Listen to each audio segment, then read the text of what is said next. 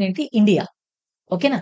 So, ఈ India లోపల availability zone అనే ఇంకో కొత్త కీవర్డ్‌ని తీసుకుంటాను. Availability zone equals to Tirupati. Availability zone equals to Tirupati. Availability zone equals to Chennai. Availability zone equals to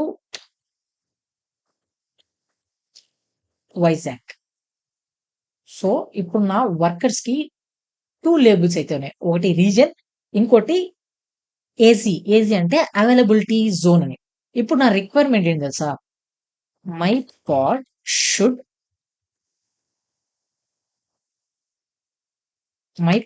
required to be deployed in Indian region. First thing ఏంటి? నా పాడ్ Indian రీజన్‌లో ఉండాలి. So, for example ఇక్కడ నేను reason ఇక్కడ లాస్ట్ వర్కర్ 3కి మాత్రం నేను change చేసి యూఎస్ఏ అని ఇస్తాను. అవైలబిలిటీ జోన్ బాస్టన్ ఏదో ఒకటి తీసుకునేద్దాం. Okay. My pod requires to be deployed in Indian reason.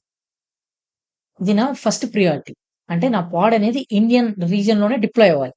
దాని తర్వాత preferred plus AC preferred is Tirupati. Okay.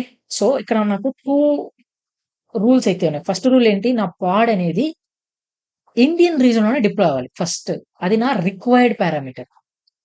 సెకండ్‌ది అవైలబిలిటీ జోన్ ప్రిఫర్డ్ వచ్చేసి తిరుపతి. నేను ఎక్కడైనా డిప్లాయ్ అవుతాను. కానీ నా ప్రిఫరెన్స్ వచ్చేసి Tirupati first main preference.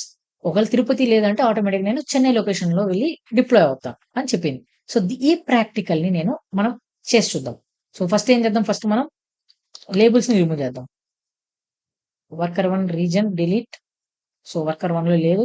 Worker 2లో డిలీట్. వర్కర్ 3లో కూడా లేదనుకుంటున్నా. రైట్. సో, వర్కర్ 1లో రీజన్ ఏం తీసుకుందాం?